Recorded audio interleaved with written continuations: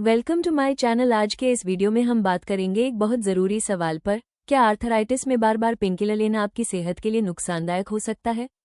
जोड़ों के दर्द में पेनकिलर तुरंत राहत तो देती है, लेकिन लंबे समय तक इसका सेवन पेट, किडनी और दिल पर नकारात्मक असर डाल सकता है। इस वीडियो में आप जानेंगे पेनकिलर के लंबे उपयोग के नुकसान, आयुर्वेद आर्थराइटिस को कैसे समझता है, दर्द कम करने के सुरक्षित आयुर्वेदिक विकल्प और जोड़ों को अंदर से मजबूत करने के उपाय। अगर आप बिना साइड इफेक्ट लंबे समय तक राहत चाहते हैं तो यह वीडियो अंत तक जरूर देखें। क्या आर्थराइटिस में बार बार पेनकिलर लेना नुकसानदायक है? सुरक्षित आयुर्वेदिक विकल्प जानिए। सुबह उठते ही अगर आपको अपने घुटनों को मोड़ने में समय लग जाता है, उंगलियां ठीक से बंद नहीं होती या कुछ कदम चलने के बाद ही जोड़ों में दर्द उभर आता है, तो ये सिर्फ थकान नहीं हो सकती। आर्थराइटिस में दर्द अक्सर धीरे धीरे रोजमर्रा की जिंदगी का हिस्सा बन जाता है। पहले हल्का सा दर्द, फिर अकड़न और उसके बाद ऐसी स्थिति कि बिना दवा लिए दिन निकालना मुश्किल लगने लगता है। ऐसे में ज्यादातर लोग सबसे पहले पेनकिलर का सहारा लेते हैं। एक गोली ली और कुछ समय के लिए दर्द शांत। लेकिन मन में कहीं ना कहीं ये सवाल भी रहता है कि क्या बार बार पेनकिलर लेना सही है? क्या ये सच में आपकी समस्या का समाधान है या सिर्फ दर्द को कुछ देर के लिए छुपा देता है? अगर आप भी आर्थराइटिस के दर्द से जूझ रहे हैं और हर दिन दवा पर निर्भर होते जा रहे हैं, तो यह आपके लिए है। यहाँ हम समझेंगे कि पेनकिलर शरीर में क्या करती है, इसके लंबे समय के असर क्या हो सकते हैं और कौन से सुरक्षित आयुर्वेदिक विकल्प हैं जो दर्द को दबाने के बजाय शरीर को संतुलन में लाने पर काम करते हैं। आर्थराइटिस में पेनकिलर कैसे काम करती है? जब आपको आर्थराइटिस में जोड़ों का तेज दर्द, सूजन या अकड़न महसूस होती है, तो पेनकिलर आपको तुरंत राहत देती हुई लगती है। ऐसा इसलिए होता है क्योंकि पेनकिलर दर्द के संकेतों को कुछ समय के लिए दबा देती है। आपका शरीर जब दर्द में होता है तो नसों के जरिए दिमाग तक दर्द का संदेश जाता है। पेनकिलर इस रास्ते में बीच में ही संदेश को धीमा या कमजोर कर देती है। नतीजा ये होता है कि आपको दर्द कम महसूस होता है या कुछ देर के लिए बिल्कुल नहीं होता। लेकिन यहाँ एक जरूरी बात समझना बहुत जरूरी है। पेनकिलर दर्द को दबाती है, बीमारी को नहीं। आर्थराइटिस में समस्या सिर्फ दर्द नहीं होती, इसके पीछे जोड़ों के अंदर चल रही सूजन, घिसाव, जकड़न और अंदरूनी असंतुलन होता है। पेनकिलर इन कारणों को ठीक नहीं करती, बल्कि केवल बाहर दिख रहे लक्षण यानी दर्द पर काम करती है। इसे आप ऐसे समझिए, अगर किसी कमरे में धुआं भर गया है और आप सिर्फ आंखें बंद कर ले तो आंखों में जलन कम लगेगी, लेकिन धुआं कमरे में बना रहेगा। पेनकिलर भी कुछ ऐसा ही करती है। वह आपको कुछ देर के लिए आराम देती है, लेकिन जोड़ों के अंदर की समस्या वहीं की वहीं बनी रहती है। क्या बार बार पेनकिलर लेना आर्थराइटिस में नुकसानदायक हो सकता है? जब दर्द बार बार लौटकर आता है तो आप भी मजबूरी में पेनकिलर बार बार लेने लगते हैं। शुरुआत में लगता है कि यही सबसे आसान उपाय है, लेकिन लंबे समय तक पेनकिलर पर निर्भर रहना आपके शरीर के लिए नुकसानदायक हो सकता है। लगातार पेनकिलर लेने से शरीर पर कुछ ऐसे असर पड़ सकते हैं जिनका आपको तुरंत एहसास नहीं होता। पाचन तंत्र पर असर। लंबे समय तक पेनकिलर लेने से पेट में जलन, गैस, अपच या भारीपन की समस्या बढ़ सकती है। कुछ लोगों में भूख भी कम हो जाती है। किडनी और लिवर पर दबाव। पेनकिलर को शरीर से बाहर निकालने का काम किडनी और लिवर करते हैं। बार बार दवा लेने से इन अंगों पर अतिरिक्त दबाव पड़ता है, जिससे समय के साथ उनकी कार्यक्षमता कम हो सकती है। शरीर की चेतावनी प्रणाली कमजोर होना। दर्द दरअसल शरीर का एक संकेत होता है कि अंदर कुछ ठीक नहीं है। जब आप हर बार उस संकेत को दबा देते हैं तो शरीर आपको सही समय पर चेतावनी देना बंद कर देता है। दवा पर निर्भरता बढ़ना।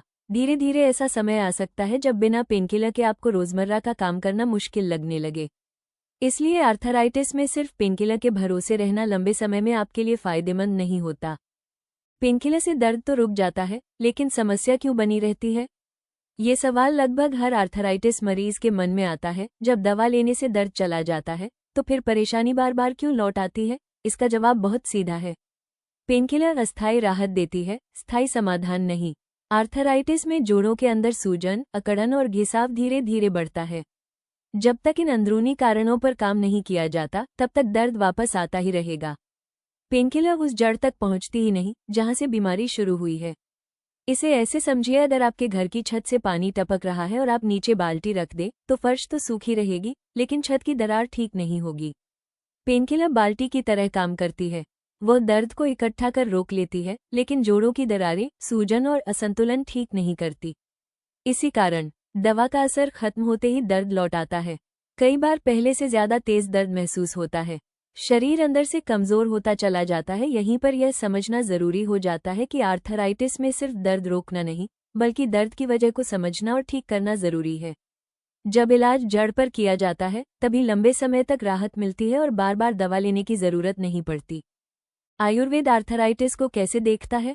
आयुर्वेद आर्थराइटिस को सिर्फ जोड़ों की बीमारी नहीं मानता, बल्कि पूरे शरीर के अंदर चल रहे असंतुलन का नतीजा मानता है। आयुर्वेद के अनुसार रूमेटॉइड आर्थराइटिस को आमवात कहा जाता है। आमवात को आसान भाषा में समझे तो जब आपका पाचन ठीक से काम नहीं करता, तब भोजन पूरी तरह नहीं पच पाता।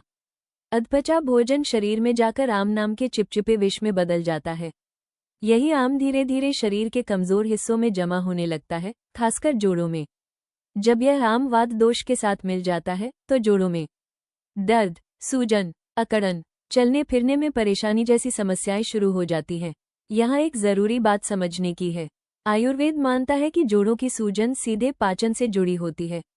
अगर आपका पाचन कमजोर है, पेट भारी रहता है, बार बार गैस या अपच होती है, तो इसका असर धीरे धीरे आपके जोड़ों पर भी पड़ता है। इसलिए आयुर्वेद आर्थराइटिस को 3 चीजों के आपसी संबंध से देखता है। पाचन की गड़बड़ी, शरीर में जमा आम, जोड़ों में सूजन और दर्द। जब तक पाचन सुधरता नहीं और आम बाहर नहीं निकलता, तब तक जोड़ों का दर्द पूरी तरह शांत नहीं होता। आयुर्वेद में आर्थराइटिस का इलाज पेनकिलर से अलग कैसे है? यहाँ आयुर्वेद और पेनकिलर के बीच सबसे बड़ा फर्क सामने आता है। पेनकिलर दर्द को दबाती है, जबकि आयुर्वेद दर्द की वजह को समझकर उस पर काम करता है। आयुर्वेद का इलाज यह नहीं पूछता कि दर्द कितना है, बल्कि यह पूछता है दर्द क्यों हो रहा है। इसलिए आयुर्वेदिक उपचार में सबसे पहले पाचन को मजबूत किया जाता है। शरीर में जमा आम को धीरे धीरे बाहर निकाला जाता है। वात दोष को संतुलित किया जाता है। इस प्रक्रिया में शरीर को जबरदस्ती कुछ नहीं कराया जाता। आयुर्वेद शरीर की स्वाभाविक ठीक होने की क्षमता को दोबारा सक्रिय करने की कोशिश करता है। आप इसे ऐसे समझिए, अगर किसी पौधे की जड़ सड़ रही हो तो पत्तों पर पानी छिड़कने से पौधा ठीक नहीं होगा। पहले जड़ को साफ करना जरूरी है। आयुर्वेद वही काम करता है। इसलिए आयुर्वेदिक इलाज में दर्द धीरे धीरे कम होता है, सूजन अंदर से शांत होती है, जोड़ों की जकड़न में सुधार आता है, शरीर हल्का और संतुलित महसूस करता है। यह इलाज समय लेता है, लेकिन इसका असर गहराई से और लंबे समय तक होता है। क्या आयुर्वेदिक उपचार आर्थराइटिस के दर्द में सुरक्षित राहत दे सकता है?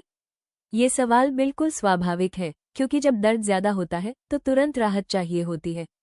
आयुर्वेद इस बात को नकारता नहीं, लेकिन इसका तरीका थोड़ा अलग होता है।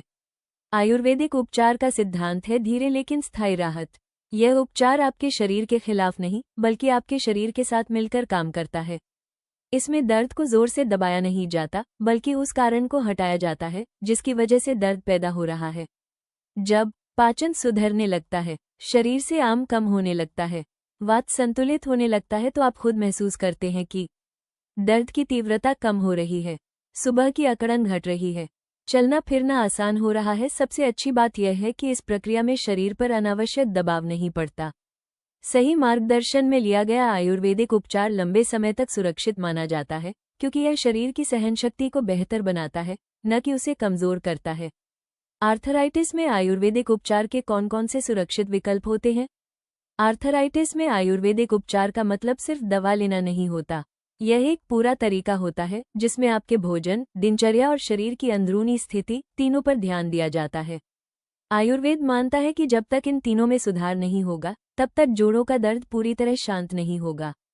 आहार सुधार। आयुर्वेद में सबसे पहले आपके भोजन को देखा जाता है। अगर आपका भोजन भारी, तला भुना या बार बार पचने में कठिन है, तो इससे शरीर में आम बढ़ता है, जो जोड़ों में जाकर दर्द और सूजन बढ़ा देता है। इसलिए आपको हल्का, ताज़ा और आसानी से पचने वाला भोजन लेने की सलाह दी जाती है। जब पाचन सुधरता है तो शरीर खुद महसूस करने लगता है कि सूजन कम हो रही है और जोड़ों में हल्कापन आ रहा है। जीवनशैली में बदलाव। सिर्फ दवा लेने से आर्थराइटिस ठीक नहीं होता। अगर आपकी दिनचर्या वही की वही रहे, देर रात तक जागना, ज्यादा देर एक ही जगह बैठे रहना या बहुत कम चलना, ये सब जोड़ों को और कमजोर बनाते हैं। आयुर्वेद आपको धीरे धीरे ऐसी आदतें अपनाने में मदद करता है जो जोड़ों पर दबाव कम करें और शरीर को संतुलन में रखें। नियमित समय पर सोना, हल्की गतिविधि करना और शरीर को आराम देना, ये छोटे बदलाव लंबे समय में बड़ा फर्क लाते हैं। बाहरी और आंतरिक उपचार का संकेत। आयुर्वेदिक उपचार में शरीर को अंदर से और बाहर से दोनों तरह से सहारा दिया जाता है। बाहर से दी जाने वाली चिकित्सा जोड़ों की अकड़न और दर्द को कम करने में मदद करती है, जबकि अंदर से दी जाने वाली औषधियां पाचन, सूजन और संतुलन पर काम करती हैं। इन उपचारों की पूरी जानकारी आगे विस्तार से दी जाएगी, लेकिन यहाँ समझना जरूरी है कि यह विकल्प सुरक्षित होते हैं और शरीर के साथ तालमेल बनाकर काम करते हैं। निष्कर्ष, आर्थराइटिस के दर्द के साथ जीना आसान नहीं होता। जब हर दिन उठते ही जोड़ों में अकड़न हो और चलने फिरने में परेशानी आए, तो पेनकिलर सबसे आसान सहारा लगती है। लेकिन आपने इस लेख में समझा कि दर्द को दबाना और बीमारी को ठीक करना दो अलग बातें हैं। बार बार पेनकिलर लेने से राहत तो मिलती है, पर शरीर के अंदर चल रही गड़बड़ी जस की तस बनी रहती है। आयुर्वेद आपको ये सोचने का मौका देता है कि क्या आप सिर्फ आज का दर्द कम करना चाहते हैं या आने वाले समय में बेहतर चलना फिरना भी चाहते हैं। जब पाचन सुधरता है, शरीर का संतुलन लौटता है और जोड़ों पर अंदर से काम होता है, तब राहत अपने आप टिकाऊ बनती है। इसमें समय लगता है, लेकिन ये रास्ता शरीर के लिए सुरक्षित होता है। अक्सर पूछे जाने वाले प्रश्न। 1. क्या आर्थराइटिस में ठंडे मौसम से दर्द ज्यादा बढ़ जाता है? हाँ, ठंड में जोड़ों की जकड़न बढ़ सकती है क्योंकि रक्त संचार धीमा हो जाता है, जिससे दर्द और अकड़न ज्यादा महसूस होती है। 2. क्या आर्थराइटिस में रोजाना हल्की एक्सरसाइज करना सुरक्षित होता है? सही तरीके से की गई हल्की गतिविधि जोड़ों को जकड़ने से बचाती है और उनकी लचक बनाए रखती है, लेकिन जरूरत से ज्यादा जोर नहीं डालना चाहिए। 3. आर्थराइटिस में वजन बढ़ने से दर्द क्यों बढ़ता है? ज्यादा वजन होने पर जोड़ों पर अतिरिक्त दबाव पड़ता है, खासकर घुटनों और कमर पर, जिससे दर्द और सूजन जल्दी बढ़ सकती है। 4. क्या आर्थराइटिस में बैठने का गलत तरीका भी समस्या बढ़ा सकता है? हाँ, लंबे समय तक गलत मुद्रा में बैठने से जोड़ों पर तनाव बढ़ता है, जिससे दर्द और अकड़न धीरे धीरे बढ़ सकती है। 5. आर्थराइटिस में मानसिक तनाव का दर्द से क्या संबंध है? लगातार तनाव रहने से शरीर में सूजन बढ़ सकती है और दर्द सहने की क्षमता कम हो जाती है, जिससे आर्थराइटिस का दर्द ज्यादा महसूस होता है। 6. क्या आर्थराइटिस में गर्म पानी से सेक करने से राहत मिलती है? हल्की गर्म सेक से जोड़ों की अकड़न कम हो सकती है और रक्त संचार बेहतर होता है, जिससे अस्थायी आराम महसूस होता है। 7. आर्थराइटिस में इलाज कब शुरू करना सबसे बेहतर माना जाता है? जैसे ही जोड़ों में लगातार दर्द, सूजन या अकड़न दिखे, तभी इलाज शुरू करना बेहतर होता है, क्योंकि शुरुआती अवस्था में सुधार जल्दी होता है। 8. क्या आर्थराइटिस में लंबे समय तक बैठकर काम करना नुकसानदायक होता है? हाँ, लंबे समय तक एक ही स्थिति में बैठे रहने से जोड़ों में जकड़न बढ़ती है और दर्द ज्यादा महसूस हो सकता है, इसलिए बीच बीच में हल्की हरकत जरूरी है। दोस्तों, आर्थराइटिस में बार बार पेनकिलर लेना समाधान नहीं, बल्कि आगे चलकर नई समस्याओं को जन्म दे सकता है। आयुर्वेद के अनुसार दर्द दबाने की बजाय उसके मूल कारण पर काम करना जरूरी है, जैसे वात दोष संतुलन, सही आहार, नियमित व्यायाम और प्राकृतिक उपचार। अगर यह जानकारी आपके लिए उपयोगी रही हो, तो वीडियो को लाइक करें, इसे जरूरतमंद लोगों के साथ शेयर करें और ऐसे ही भरोसेमंद आयुर्वेदिक स्वास्थ्य वीडियो के लिए हमारे चैनल को सब्सक्राइब करना न भूलें। नीचे कमेंट में अपने सवाल जरूर लिखें। स्वस्थ रहें, सक्रिय रहें।